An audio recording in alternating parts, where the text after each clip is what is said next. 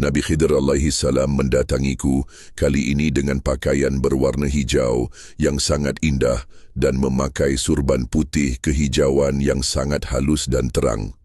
Beliau memberi salam, nampak kedua mata beliau berkaca-kaca. Beliau berkata, "Wahai Ahmad, sungguh di setiap malam kelahiran kakekmu yang mulia, para malaikat, bidadari dan para nabi menyambutnya dengan pakaian yang indah dan melantunkan solawat dari petang sampai masuk waktu subuh. Sungguh di malam ini aku keluar dari Qaf hanya untuk menyampaikan kabar yang wajib engkau tuliskan. Dengarkanlah dan tulislah dengan penuh perhatian. Wahai Ahmad, tidaklah ada hari yang paling menggembirakan bagi penduduk langit dan makhluk-makhluk bumi kecuali detik-detik kelahiran manusia mulia yang suci dan terpelihara, yang Allah ciptakan berbeda dengan seluruh manusia yang Allah ciptakan sejak awal hingga akhir. Sungguh para ahli kitab di zaman itu, yakni yang benar-benar memahami kitab-kitab mereka, akan menjumpai ketenangan dan keimanan yang nyata. Wahai Ahmad, bahwa di malam ini, di malam kelahiran Nabi mulia Muhammad SAW, Allah memberikan perintah kepada jutaan malaikat, pencatat yang sangat cepat, untuk menuliskan umat Nabi mulia yang pasti mendapatkan rahmat dan syafaat, dan mencatat nama-nama orang yang Allah jauhkan dari rahmat dan syafaat. Sungguh Allah Maha mengetahui segala isi hati. Wahai Ahmad, tidak ada yang nampak pada wajah-wajah hamba-hamba Allah yang mencintai Rasulullah dan menjalankan sunnah-sunnahnya kecuali cahaya kasih sayang Rasulullah kepada mereka. Hingga kelak mereka akan sangat dikenali oleh Rasulullah yang mulia Muhammad kelak di Yaumul Qiyamah. Jika mereka mampu menjaga cinta mereka kepada Allah dan Rasulullah hingga ajal menjemput mereka, hingga terbebas mereka dari azab kubur dan azab neraka. Sungguh Allah Maha Pengasih dan Maha Penyayang. Wahai Ahmad, tidaklah dirimu perhatikan bagaimana Allah menumbuhkan benih-benih menjadi pohon-pohon yang banyak dan menghijau, yang akan mereka tuai, panen, dalam masa 24 hari saja, dengan hasil yang melimpah dan baik. Yang demikian itu karena sebab apa yang kamu jelaskan kepada mereka tentang zakat pertanian. Hendaklah dirimu tetap menyiarkan tentang zakat pertanian yang aku ajarkan kepadamu, sebagaimana yang ditetapkan oleh kakekmu yang mulia Muhammad. Wahai Ahmad, tetaplah pada zuhudmu dan abaikan mereka yang hubud dunia. Tidaklah ada izin untuk mereka menjumpaimu kecuali dengan perjanjian yang kuat dan bersama orang-orang yang telah Allah tetapkan menjadi wakil-wakilmu. Sungguh mereka yang hubud dunia tidaklah akan menjumpai keberkahan atas apa yang kamu ciptakan, kecuali mereka menebusnya dengan 150 dinar masa sekarang, lalu keluarkanlah 30% dari harta mereka untuk fakir, miskin dan yatim piatu di sebuah rumah yang akan dirimu bina bersama para pengikutmu dan orang-orang yang berjuang di dalam bangunan itu sebagai upah yang pantas untuk mereka. Yang demikian itu adalah kewajibanmu, mengaturnya dengan adil. Sebagai pemimpin yang ditetapkan Allah, sungguh tidak ada hak atas anak keturunanmu yang bodoh lagi keras hati atas semua apa yang kamu miliki. Wahai Ahmad, sungguh dari 700 kilogram padi, pohon yang menghasilkan buah-buahan yang baik dan menghasilkan getah yang baik, semua itu ada hak fakir miskin dan yatim piatu di dalamnya. Tidaklah mereka jumpai keberkahan melainkan dengan membayar zakat. Katakanlah kepada para pengikutmu yang hendak menjalankan pertanian tentang wajibnya zakat dengan memilih yang terbaik dari apa yang mereka tanam. Yang demikian itu akan membawa keberkahan dunia dan akhirat. Sungguh jika mereka berbayat kepadamu, Allah akan menurunkan hujan ke atas ladang-ladang mereka sebagai tanda keberkahan yang akan mereka dapati. Wahai Ahmad, hendaklah sahabatmu memperhatikan apa yang kamu ajarkan kepadanya, hingga ia mampu mendatangkan kesuburan di atas ladang-ladang padi di negerinya. Dan katakanlah bahwa Allah lah yang akan menumbuhkan benih-benih menjadi pohon yang sehat lagi indah dan menjadi lebih banyak dari apa yang mereka sebarkan. Yang demikian itu mudah bagi Allah melakukannya.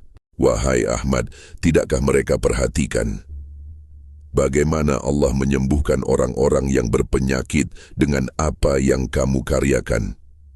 Yaitu tentang penyakit yang para cendekiawan tidaklah mampu menyembuhkannya.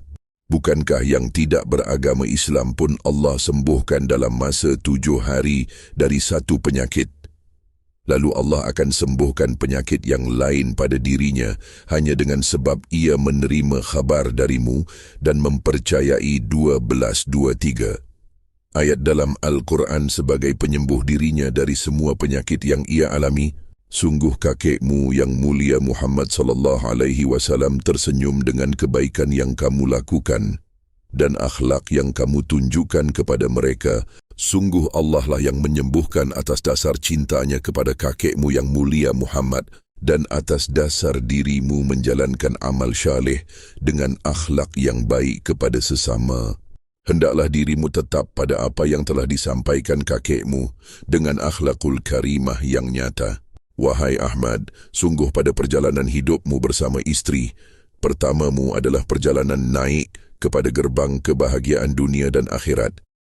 Pembuka keberkahan bagi semua yang ada di dalam perahumu, hendaklah dirimu dan istrimu bersyukur dan mampu menjaga hati kalian dalam kesabaran dan keikhlasan.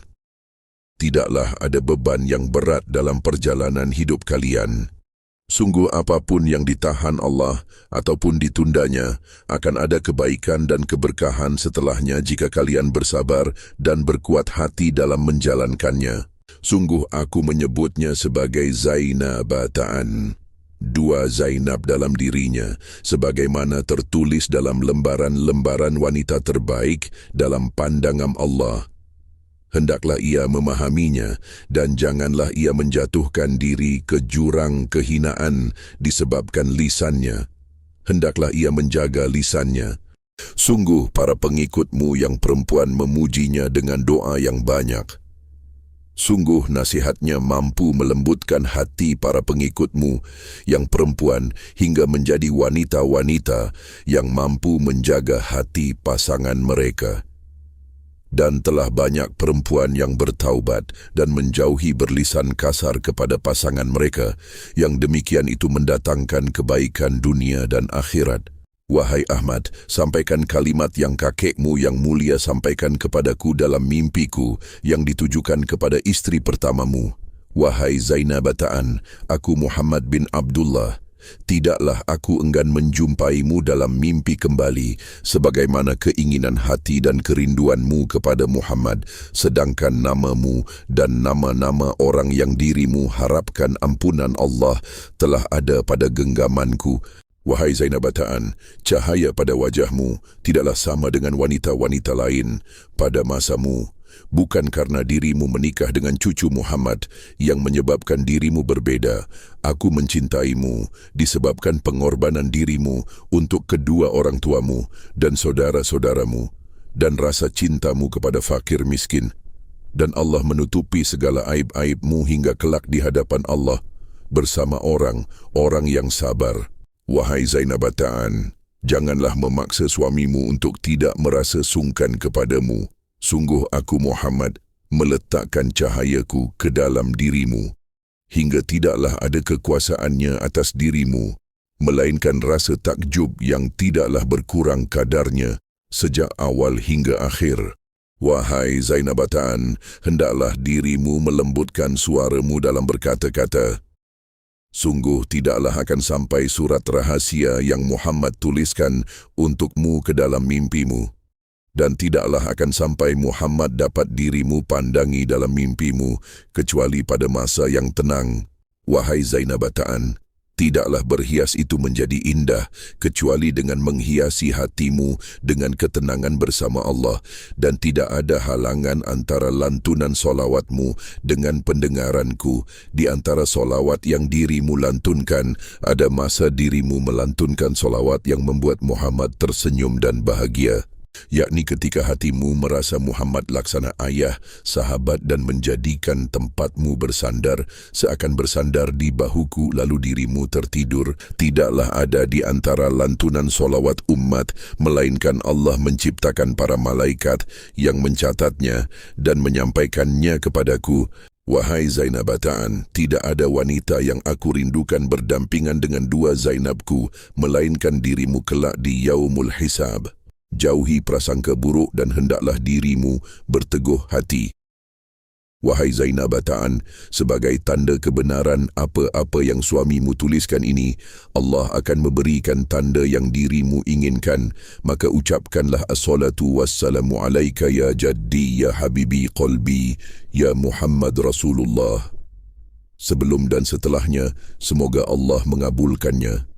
Dariku yang merindukanmu, Muhammad bin Abdullah. Wahai Ahmad, sungguh aku Balia bin Malkan memperhatikan dan mendengar doa-doa yang terbaik dari istri pertamamu. Namun doa yang ditolak Allah adalah doa yang ia menginginkan wafat dan masuk ke dalam syurga. Ya Allah lebih dahulu, sungguh ia wanita yang dibersihkan Allah dari dosa-dosanya di masa lalu.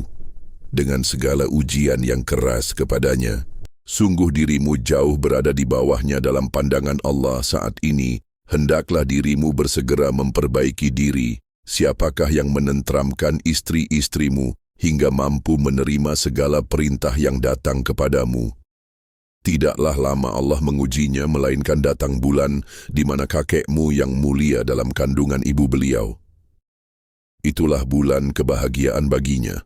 Wahai Ahmad, katakan kepada para pengikutmu yang menginginkan perniagaan dan pertanian, hendaklah ia memahami hukum Allah dalam pertanian, dan hendaklah ia mencari tempat yang cukup air untuk memulainya, dan hendaklah ia menjauhi prasangka-prasangka dan hubud dunia.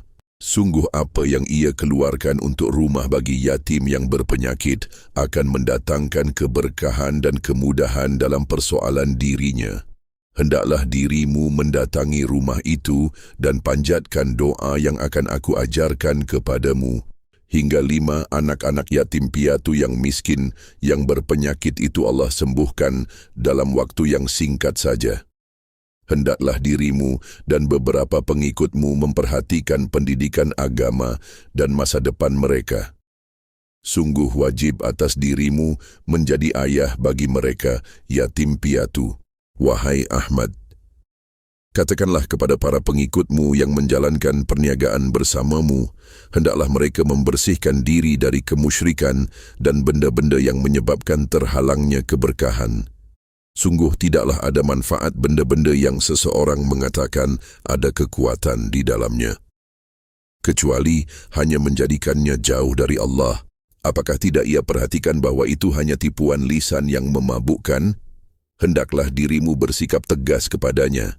Sungguh tidaklah mungkin mencampurkan yang batil ke dalam yang hak, kecuali hilangnya ketenangan pada dirinya. Katakan kepadanya siapakah yang dapat menumbuhkan padi-padi itu dengan jumlah yang banyak.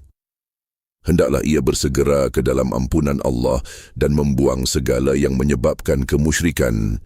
Hendaklah ia menjauhi bujuk rayu yang bertujuan mengambil keuntungan dunia semata.